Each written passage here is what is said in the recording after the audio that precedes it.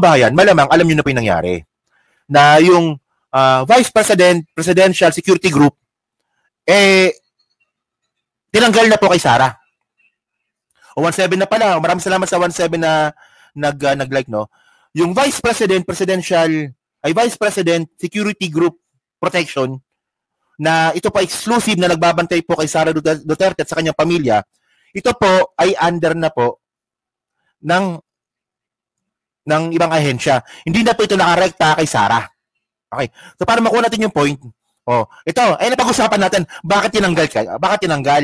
So bakit tinanggal? Okay. Kasi nga po, yung security group nga po ni Sara, sangkot po sa korupsyon, sangkot po sa nakawan. May ebidensya tayo dito. Tingnan nyo to, ha. Sabi dito, no, ito kahapon to na balita. Vice President Sara Duterte has lost a security force exclusively for her after the military deactivated the nearly 3-year-old Vice Presidential Security Group and Protection Group. Ang gulo. VP SPG. Vice Presidential Security and Protection Group pala. Okay. And created a new unit that just includes her among those that it would protect the armed forces of the Philippines, said. So ngayon, tandaan po natin, ngayon, may update kanina. Sabi naman dito, tiniyak na Philippine National Police na handa pa rin itong bigyan ng seguridad ang pangalawang pangulo sa kabila ng pag-reorganize ng militar sa Vice Presidential Security and Protection Group. Okay. So ngayon, ano ba ito? Ano ba itong BS, ano ba yan? BS, ano ba yan? Teka lang. VPSPG, ano ba yan? Dito po natin makikita mga kababayan na sobrang bratinela ni Sara Duterte. Lumalabas po na sobrang brat ni Sara Duterte kasi po yung BPSPG po na yan, siya lang po nagpasimuno niyan. Gawa-gawa niya lang po yan. Napagbigyan lang po siya ng presidente. At ang point dito, ang may control po kasi ng BPSPG, si Sara mismo. So tingnan nyo to, ha. So may balita dito from News 5 para at least makuha natin yung point natin, no? Of the Philippines, napapalitan muna ang ilang miyembro ng Vice Presidential Security and Detection Group o VPSPG. Sila ang nakatoka sa pagbabantay kay Vice President Sara Duterte. Tiyempo ang balasahan sa sinasabing banta sa seguridad ng bise. Nasa frontline ng balitang yan, si Brian Castillo. Naniniwala ba kayo na may banta sa seguridad ni Sara? Well, actually, lahat naman may banta sa seguridad. Di ba? Lahat naman ng politiko siguro. Pero meron bang special na banta sa seguridad ni Sara? Parang wala naman, di ba? Siya nga yung nananakot na papatayin yung presidente. Gitna ng tumitinding bangayan sa politika, may kumalat na balitang tatanggalin na sa Vice Presidential Security and Protection Group o VPSPG ang lahat ng mga sundalong nakatalaga rito. Mula raw sa mahigit 300 security personnel, 24 na pulis na lang umano ang matitirang magbabantay kay Vice President Sara Duterte. Agad niyang itinanggi ng Armed Forces of the Philippines. Ayon kay AFP Chief of Staff General Romeo Browner, totoong magkakaroon ng pagbabago sa VPSPG. Pero yan ay dahil kailangan daw palitan ang mga tauhan nito na sasailalim sa investigasyon dahil sa nangyaring kumusot sa paglilipat sa Chief of Staff ng BISE na si Attorney Zulaika Lopez. Yan ang sinasabi ko. Ayan, sinabi na pala ng News 5. Iniimbestigahan po kasi yung VPSPG kasi po, sangkot po sa nakawan sa confidential fund. Ayun po, ibig sabihin nun. Explain natin ito mamaya. Tingnan ninyo kung gaano kawalang hiyato si Sara. Yung security group po na binuo niya, sinangkot niya sa confidential fund na nakawan. Lang narito ang mismong VPSPG commander na si Colonel Raymond Lachica. If these investigations will continue, they will not be able to conduct the security properly and effectively. Kaya nga po, ang gagawin natin is that we will be replacing them with fresh personnel from the PNP. And so ngayon, mga kababayan, ang mamimili na po ng security po ni Sara, I think yung yung PSG na. Hindi na po ito handpick ni Sara. Pinabulaanan naman ni Browner na siya. Alam niyo ba kung anong masama doon? Kung bakit masama po na handpick ni Sara yung security niya? Kasi po, nagkakaroon po ng sabuhatan sa nakawan. Ayun po yung point doon. Siyempre, pinili kita. Ikaw maging security ko. Magnanakaw tayo, magkaibigan tayo. Pare-pares tayong makikinabang. Ganon. Ganun po yun. Sige. Mismo ang mamumuno sa bagong security group ni VP Sara. Di po totoo yun na I will take over the VP-SPG. It is still under the Presidential Security Command. Hindi ko po diba? kayang gawin yun. PSG, PSC pa rin po may hawak po ng security po ni Sara. Dahil marami po tayong iniisip na iba pang mga security issues ng ating bansa. Giit ng AFP, hindi pwedeng mawala ng mga sundalo na magbabantay kay VP Sara.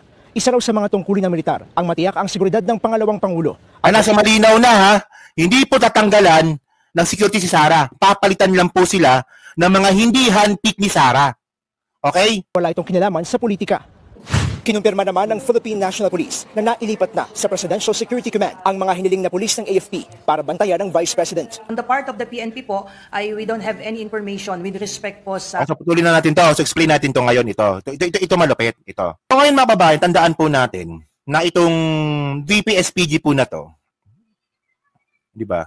Ito po ay si Sara po may pasimuno niyan sa Radyo Pilipinas natin kunin.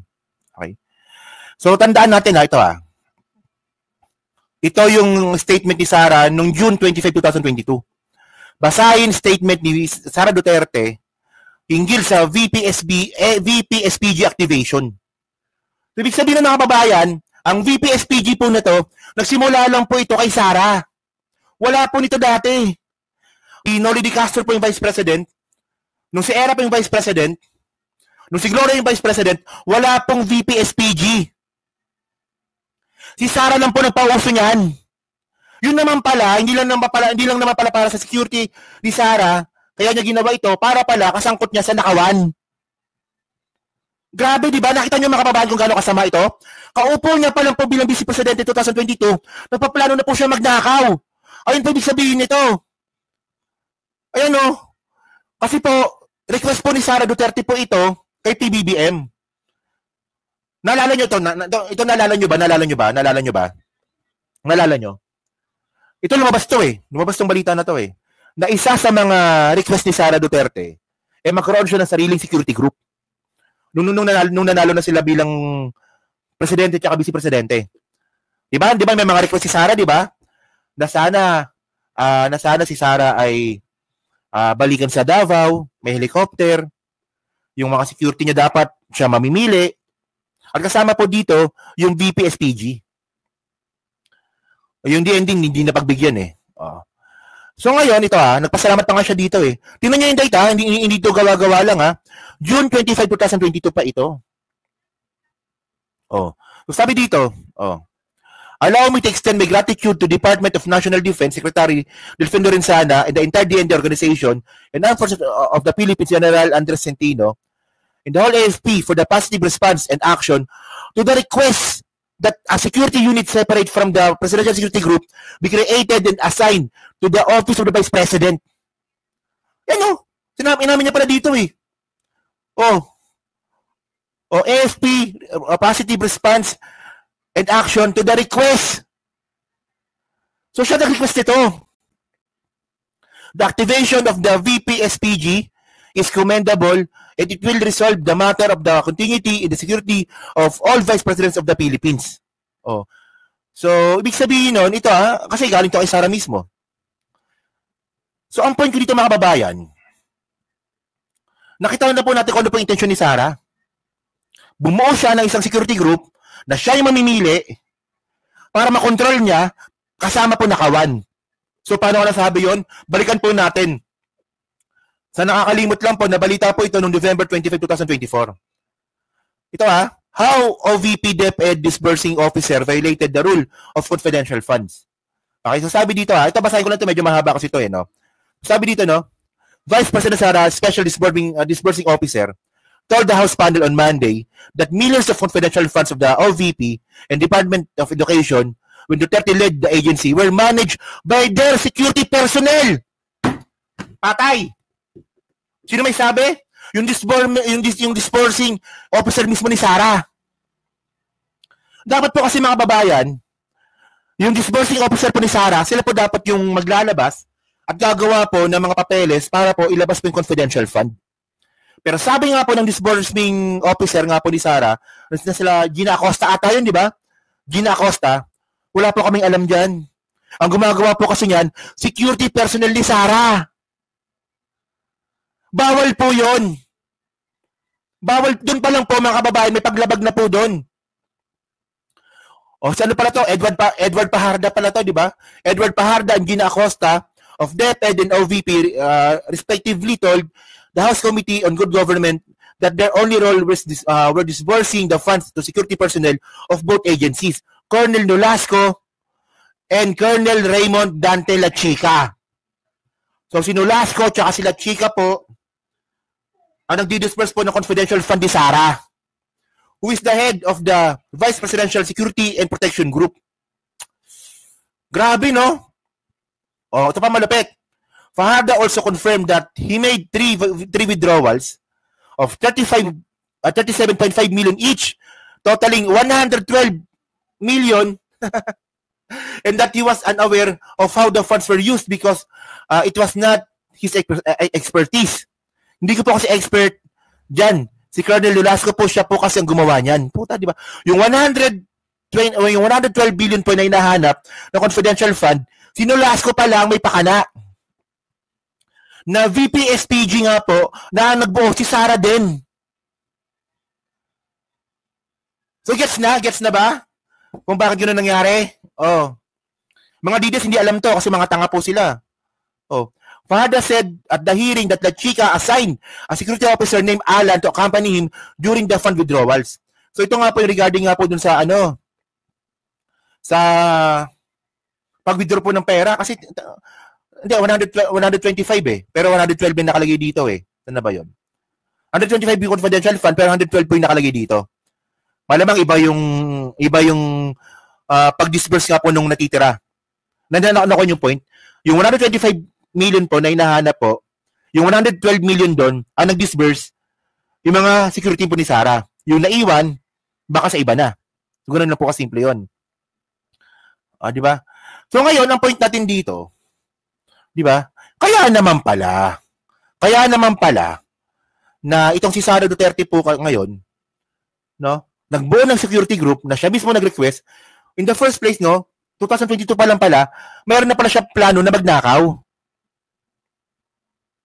Grabe, no? Kaya nga ito siya mga totoo nga.